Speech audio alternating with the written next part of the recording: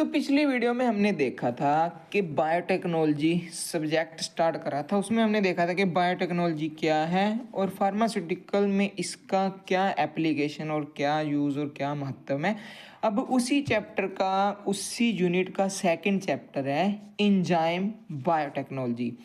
तो enzyme biotechnology आज हम पढ़ेंगे। उससे पहले हम समझेंगे कि व्हाट इज़ एंजाइम। एंजाइम होता है, एंजाइम एक तरह का बायोलॉजिकल कैटालिस्ट, मतलब कैटालिस्ट होता है जो स्पीड अप करे रिएक्शन को। जो हमारा प्रोटीन इन नेचर ही होता है, ठीक है। एंजाइम जो प्रोटीन की नेचर का ही होता है, जो एक्सेलरेट मतलब बूस्ट अप या स्पीड अप करता है हमारी रेट ऑफ बायोकेमिकल रिएक्शन। कोई भी रिएक्शन है, उस रिएक्शन को जब फास्ट कराना होता है उसमें हम एंजाइम्स को ऐड ऑन कर देते हैं। इन लिविंग सिस्टम की एग्जांपल ले लें, आगे हम नेक्स्ट स्लाइड में एग्जांपल्स देखेंगे। क्या होता है कि ये जो एंजाइम है ये खुद अंडरगोइंग नहीं जाता, मतलब परमानेंट केमिकल चेंज नहीं आता इसमें। ये सिर्फ इसका काम है कि जो रिएक्शन हो रही है उसको स्पीड अप करना है। अगर इसकी डेफिनेशन पढ़े, an enzyme is a biological catalyst mainly protein in nature which accelerates the rate of biochemical reaction in living system without, ये देखना, without itself undergoing any permanent chemical change। ये खुद पे खुद किसी परमानेंट चेंज में नहीं जाता उस रिएक्शन के साथ, या एंड प्रोडक्ट जो बनता है उसके साथ ये खुद को चेंज नहीं करता। ये सिर्फ एंजाइम होता है कि हमारी जो एक्सेलरेट कर दे, जो हमारी बायोकेमिकल रिएक्शन है उसको स्पीड अप कर दे, उसको कहते हैं एंजाइम, ठीक है। अगर हम एक्सप्लेनेशन की बात करें, एक्सप्लेन करें, इन लिविंग ऑर्गेनिज्म में जितनी भी मेटाबॉलिक रिएक्शंस होती हैं, जैसे डाइजेशन हो गई, ठीक है, रेस्पिरेशन हो गई, सिंथेसिस करानी हो या डिग्रेडेशन कराना हो बायोमोलिक्यूल्स का, ये सारा किससे कंट्रोल होता है? ये कंट्रोल होता है हमारे एंजाइम से। जितनी भी रिएक्शंस हमारी बॉडी में मेटाबॉलिक रिएक्शंस होती हैं, ये सारी एंजाइम्स कंट्रोल करता है। These reactions occur at a very high fast rate, very fast rate पे जाती हैं। किसकी वजह से? एंजाइम्स की वजह से। एंजाइम्स क्या होता है कि इसको खुद एक्टिवेट होने के लिए बहुत कम एनर्जी चाहिए, ठीक है। इसको खुद एक्टिवेट होने के लिए एनर्जी बहुत ज़्यादा कम चाहिए होती है, और ये टेम्पररी बनाता है enzyme substrate complex. Substrate enzyme जैसे अमाइलेज है, ठीक है, अमाइलेज, ठीक है। मान लो अमाइलेज ये जो एंजाइम है ये ब्रेक डाउन करता है किसका? कार्बोहाइड्रेट्स का।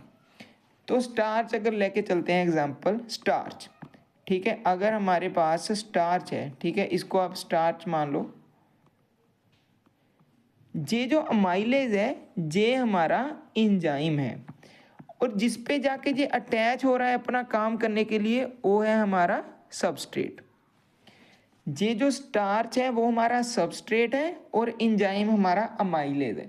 तो ऐसे जब इसने स्टार्च को ब्रेक डाउन करना होगा उस समय ये जाके उस पर अटैच हो जाएगा। जब स्टार्च ब्रेक डाउन हो जाएगी तो डिटैच हो जाएगा, मतलब वहाँ से हट जाएगा। ये कन्वर्ट कर देगा सबस्ट्रेट इनटू प्रोडक्ट एफिशिएंटली। ये सबस्ट्रेट को प्रोडक्ट में कन्वर्ट कर देगा, जैसे स्टार्च को आगे ब्रेक डाउन कर देगा बट खुद ब्रेक डाउन नहीं होगा अमाइलेज। ये अनचेंज रहता है at the end of the reaction. जैसे मैंने बोला ना, विदाउट इटसेल्फ, जैसे ऊपर without itself undergoing any permanent chemical change, ये खुद पे खुद किसी परमानेंट केमिकल चेंज में नहीं जाता, ये अनचेंज ही रहता है up to the end of the reaction. These enzymes are essential for maintaining normal physiological function। जैसे अभी हमने पढ़ा कि डाइजेशन हो या रेस्पिरेशन हो, इस समय हमें एंजाइम्स की ज़रूरत होती है। तो हमारी बॉडी का जो नॉर्मल फिजियोलॉजिकल फंक्शन करने के लिए भी हमें एंजाइम्स की ज़रूरत होती है। तो अगर हम एग्जांपल्स देख लें, ठीक है, अमाइलेज कहाँ होता है? हमारा सलाइवा में या पैनक्रियाज में। इसका काम है स्टार्च को माल्टोज में कन्वर्ट करना। वो जो हेल्प हमें करता है डाइजेशन ऑफ कार्बोहाइड्रेट की डाइजेशन में हेल्प करता है। अगर कैटालेज ये लीवर या ब्लड सेल्स में होता है, ये ब्रेक डाउन करता है हाइड्रोजन पेरोक्साइड पानी में या ऑक्सीजन में। जिससे हमारे हाइड्रोजन प्रोटेक्ट सेल्स हमारे प्रोटेक्ट होते हैं toxic effect of hydrogen peroxide से, ठीक है। ट्रिप्सिन है जो पैनक्रियाज में होता है, एक कन्वर्ट करता है प्रोटीन को अमाइनो एसिड्स में, और ये डाइजेशन करता है किसकी, प्रोटीन की। ऐसे ही लैक्टेज है, ये इंटेस्टिनल म्यूकोजा में होता है सोर्स इसका, और फंक्शन क्या है इसका, ए लैक्टोज जो मिल्क में हमारी शुगर पाई जाती है लैक्टोज, उसको कन्वर्ट करता है ग्लूकोज एंड गलैक्टोज में, जिससे डाइजेशन हो जाती है मिल्क शुगर की, ठीक है। यूरिया प्लांट्स एंड बैक्टीरिया से मिलता है, जो कन्वर्ट करता है हमारे यूरिया को अमाइनो अमोनिया में एंड कार्बन डाइऑक्साइड में, ठीक है। इससे क्या होता है, जहाँ तो हमारा जो डायग्नोस्टिक किट मतलब किसी डिसीज़ को डायग्नोज करना हो कि इस पेशेंट को डिसीज़ है या नहीं, जहाँ हमने एग्रीकल्चर फील्ड में इसका इस्तेमाल करना हो, ठीक है। जे हमने पढ़ लिया कि इंजाइम क्या होते हैं और इंजाइम्स के आगे फंक्शंस क्या हैं हमारे नॉर्मल फिजियोलॉजिकल लाइफ में। तो अब हम देखेंगे इंजाइम इमोबिलाइजेशन। इंजाइम इमोबिलाइजेशन का मतलब है इमूव। इमूव मतलब कि उसको चलने से रोक देना, एक जगह स्थिर रख लेना।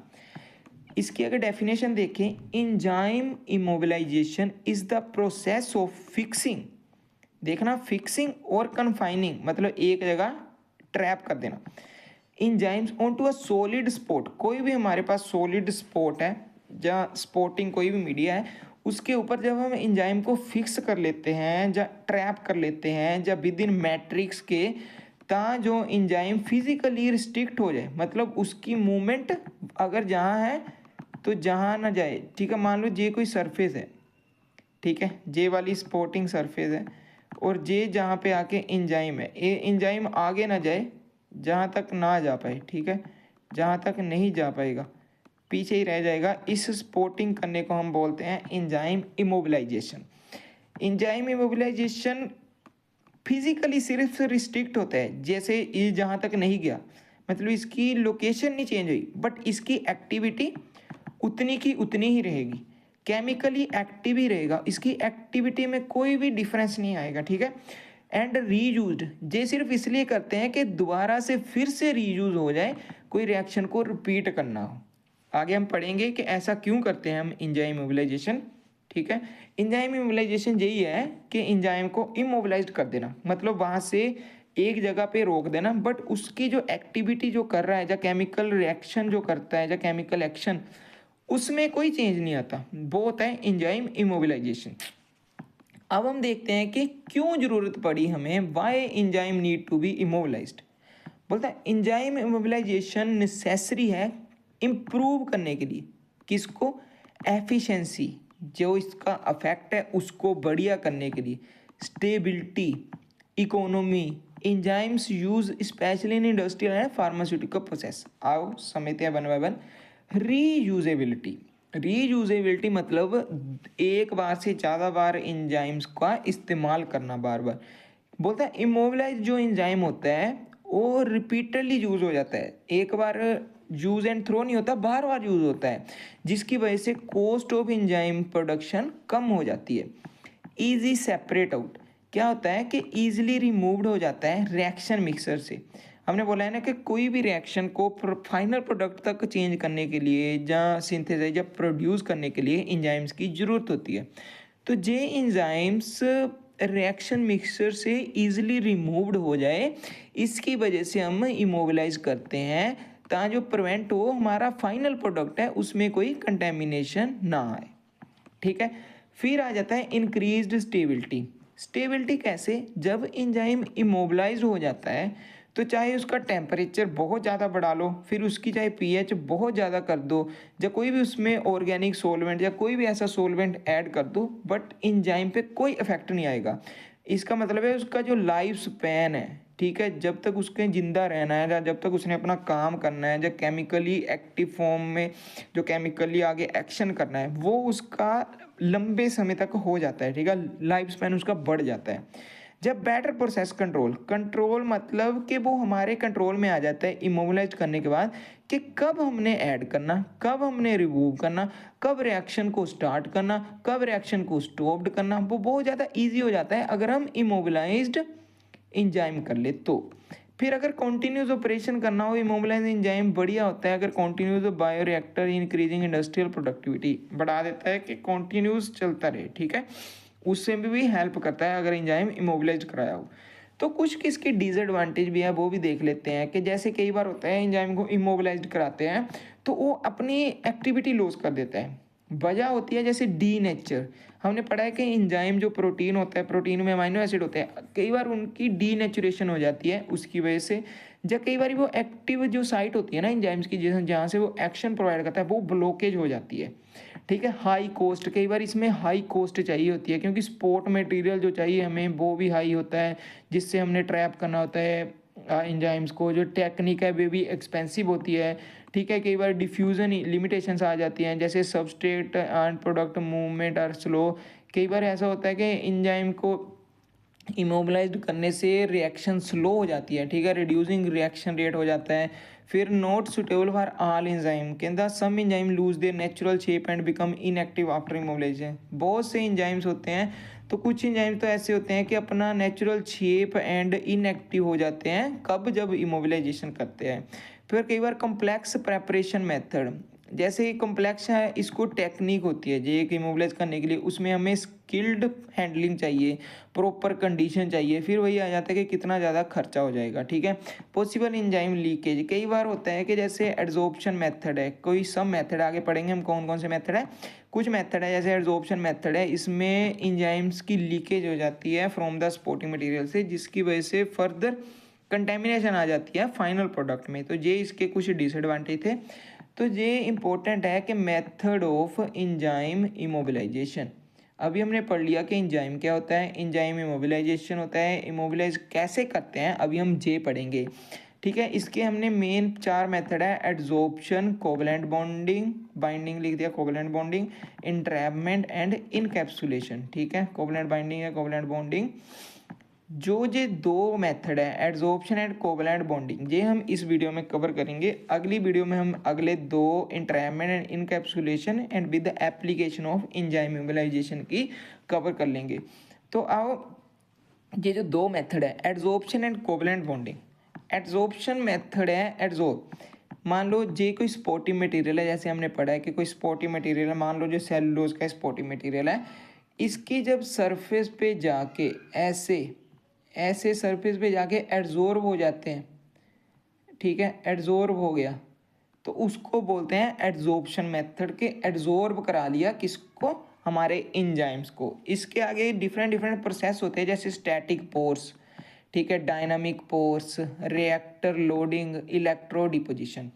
स्टैटिक पोर्स होता है, स्टैटिक मतलब स्थिर, ठीक है, ये फिक्स्ड पोर्स होते हैं, इनके साइज शेप में कोई चेंज नहीं आता स्ट्रक्चर के, ये फिक्स्ड पोर्स होते हैं। जैसे ये मैट्रिक्स है, ये मैट्रिक्स में फिक्स्ड पोर्स है, उसमें जाके एंजाइम हमारा एड्जॉर्ब हो जाता है, ठीक है। फिक्स्ड पोर्स पे जब एंजाइम एड्जॉर्ब होता है तो उसको बोलते हैं स्टेबल पोर साइज एड्जॉर्प्शन। जे है डायनामिक पोर्स, डायनामिक मतलब मूवेबल या चेंजेबल, इसमें पोर की जो स्ट्रक्चर चेंज होती रहती है, कैसे, या तो स्वेल हो जाएगी या श्रिंक हो जाएगी। इसमें एजिटेशन करने से शेप या साइज या उसकी जो पोर साइज है वो चेंज होता रहता है, उसमें जैसे जैसे जिस जिस साइज में जाके हमारा वो इंट्रैप होगा या जाके एड्जॉर्ब होगा तो वो एंजाइम वहाँ पे इमोबिलाइज्ड हो जाएगा। फिर आता है रिएक्टर लोडिंग। रिएक्टर लोडिंग ये एक ऐसे कॉलम में होता है, कॉलम है, एक क्या करता है, ये जो हमारे एब्जॉर्बेंट बेड है, एब्जॉर्बेंट बेड डाला हुआ है इसके अंदर जो एड्जॉर्ब कराएगा, एड्जॉर्बेंट बेड क्या है, इनिशियल इनलेट गैस है, ये गैस है या इसमें से कोई भी लिक्विड जो पास कराते हैं जिसमें हमारे एंजाइम्स होते हैं, जहाँ से इनका आउटलेट आता है, ठीक है। जब जहाँ से अंदर को ये जाते हैं तो बीच में ये जो हमारा एड्जॉर्बेंट बेड है ये इसको एड्जॉर्ब कर लेता है एंजाइम को, वहाँ पे एंजाइम इमोबिलाइज्ड हो जाता है और बाकी का जो लिक्विड है वहाँ से आउट हो जाता है, ठीक है, आउटलेट में से चला जाता है, ट्रीटेड गैस आउट। तो इस वजह से हमारा इमोबिलाइज हो जाता है जो एंजाइम। अगर हम बात करें इलेक्ट्रो डिपोजिशन, इलेक्ट्रोड, ठीक है। इसमें इलेक्ट्रोड्स का इस्तेमाल करते हैं। ये जो 2 इलेक्ट्रोड्स हैं, क्या होता है कि मान लो इसमें कार्बन का एडजॉर्बेंट डाला हुआ है। जब हमने इसमें डाल दिया अपने इलेक्ट्रोड्स, फिर हमने इसको करंट पास कराना, ठीक है। जैसे हमने इसको करंट पास कराया, ठीक है, करंट पास कराएंगे तो देखो जैसे कॉपर के इसमें एंजाइम्स थे, कॉपर डिपॉजिट हो गया जहाँ पे आके एडजॉर्बेंट के ऊपर।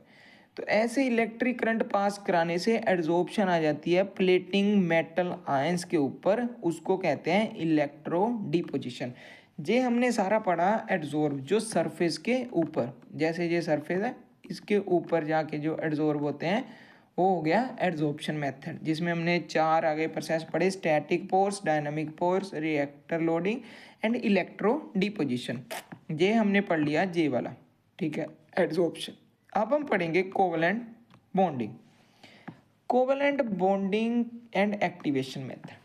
जे कोवलेंट बॉन्डिंग है और जे 1 1 2 3 एंड 4 उसकी प्रोसेस है, ठीक है। ये है कोवलेंट बॉन्डिंग।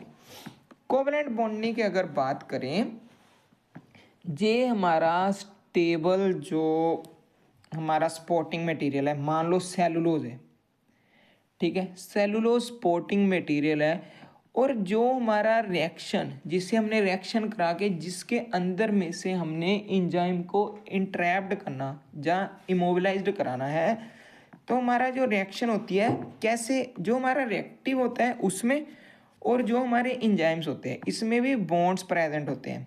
जैसे हाइड्रोक्सियल बॉन्ड हो गया, OH, अमाइनो हो गया, ठीक है, SH थायोल ग्रुप होता है।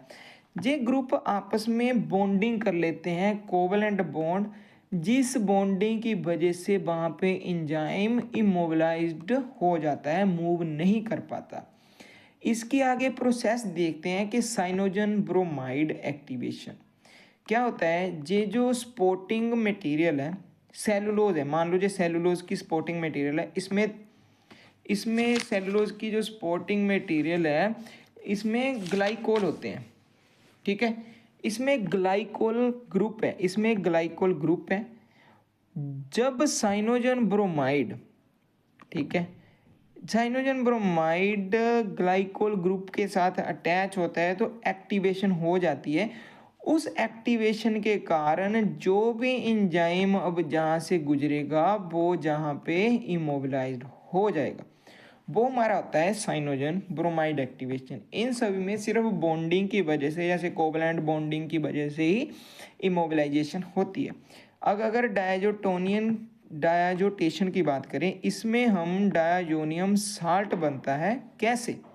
ये जो एरोमेटिक अमाइंस है, एरोमेटिक अमाइंस जब रिएक्शन होती है किससे, NaNO2